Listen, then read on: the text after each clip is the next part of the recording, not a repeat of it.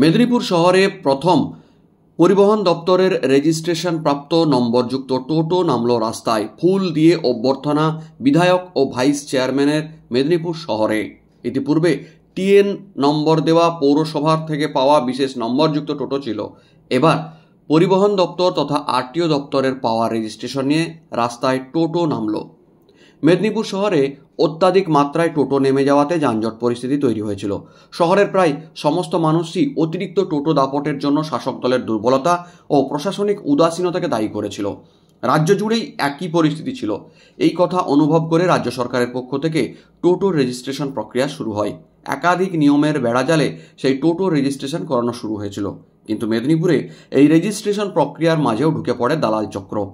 সরল টোটো চালকদের কাছ থেকে ড্রাইভিং লাইসেন্স করিয়ে দেওয়া, রেজিস্ট্রেশনের জটিলতার কথা বুঝিয়ে মোটা টাকা হাতানো শুরু করেছিল একদল লোকজন।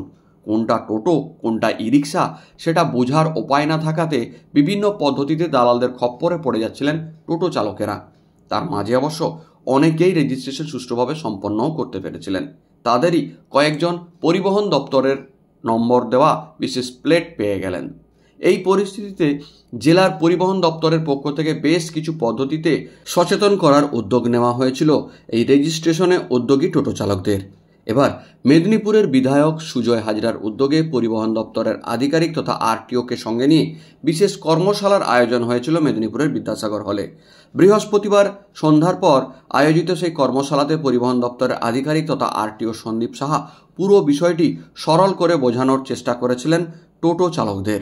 রেজিস্ট্রেশন প্রক্রিয়ায় কোনো দালাল চক্রের হাতে যেতে হবে না সেও বুঝিয়ে দিয়েছিলেন এদিনের বক্তব্যে তিনি।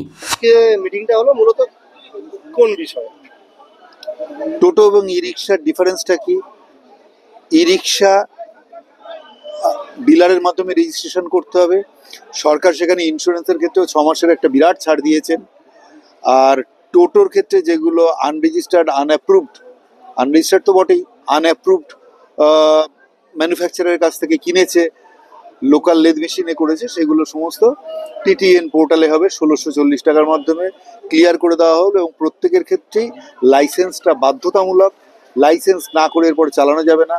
আর 30 তারিখের হিসেবে যারা তাকিয়ে রয়েছে, যদি পোর্টার বা সার্ভার এত চাপ সারা ওয়েস্ট বেঙ্গলের চাপটা নিতে না পারে, সেক্ষেত্রে সবাইকে এটাও বলা হলো যে আপনারা আগে থেকে করুন। দীর্ঘ অলরেডি 20-22 দিন 25 দিন চলেই গেল, আর অল্প কটা দিন বাকি আছে। 30 তারিখের আশায় বসে রয়েছে।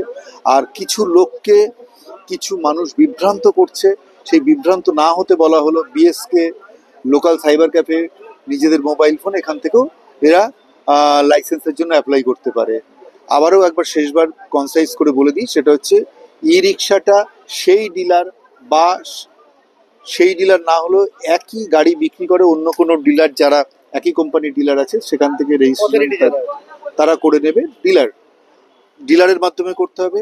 আর টিটিএন গুলো পোর্টাল থেকে করতে হবে। সেটা টিটিএন পোর্টাল যেটা আছে গভর্নমেন্টের, সেটা আমাদের এই ব্যাপারে পুরো প্রচার চলছে। এটাই, আর কিছু না। এটা বলা হলো। এখানে মাননীয় বিধায়ক যেটা টোটো চালকদের স্বার্থে যেটা করলেন, এটা অভূতপূর্ব। এটা করাটা দরকার ছিল, এতগুলো লোক জানতে পারলো। Thank you. এদিন মেদিনীপুর শহরে ইতিমধ্যে সম্প্রতি করা সরকারি নিয়মে রেজিস্ট্রেশন প্রাপ্ত টোটো যারা নম্বর প্লেট পেয়েছিলেন পরিবহন দপ্তরের, এমন 5টি টোটো হাজির হয়েছিল বিদ্যাসাগর হলের সভাস্থলে।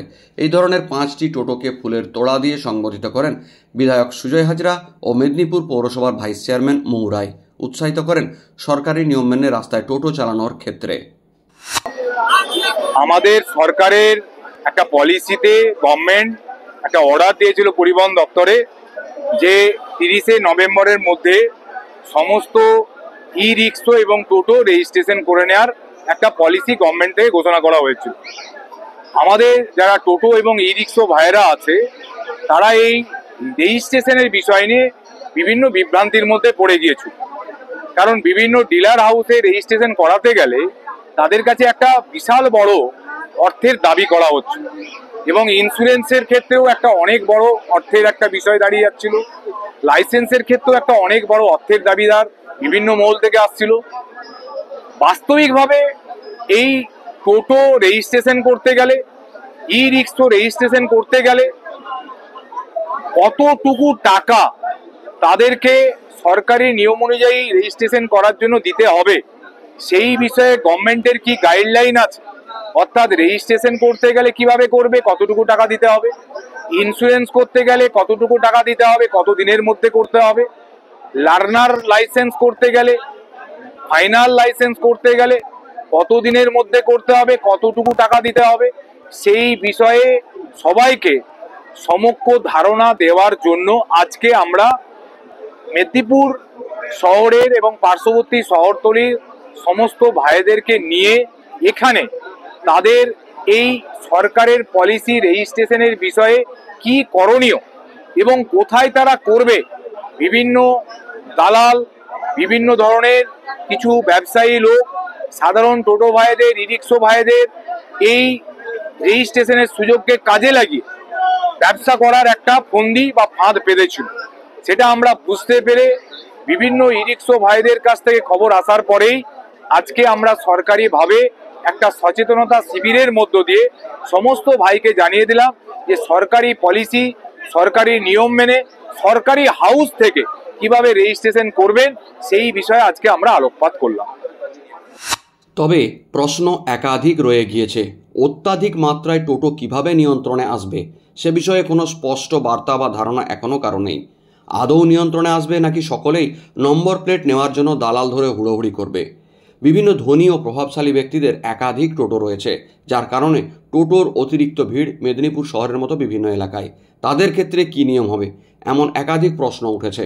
যদিও এই প্রসঙ্গে এদিনের সভাস্থলেই বক্তব্যে পরিষ্কার বিধায়ক সুজয় হাজরা জানিয়েছেন, টোটো চালানোর অধিকার একমাত্র তারাই পাবে যারা মেদিনীপুরের বাসিন্দা এবং জীবন জীবিকার প্রয়োজনে টোটোর মালিকই টোটো চালাচ্ছেন তারাই। কোনো ব্যক্তি একাধিক টোটো রাস্তায় নামিয়েছে, তাদের ক্ষেত্রে কোনো রকম নমনীয়তা দেখানো হবে না। তবে কিভাবে সেটা নিয়ন্ত্রণ হবে সে বিষয়ে এখনও কিন্তু পরিষ্কার বার্তা নেই কারো কাছ থেকে।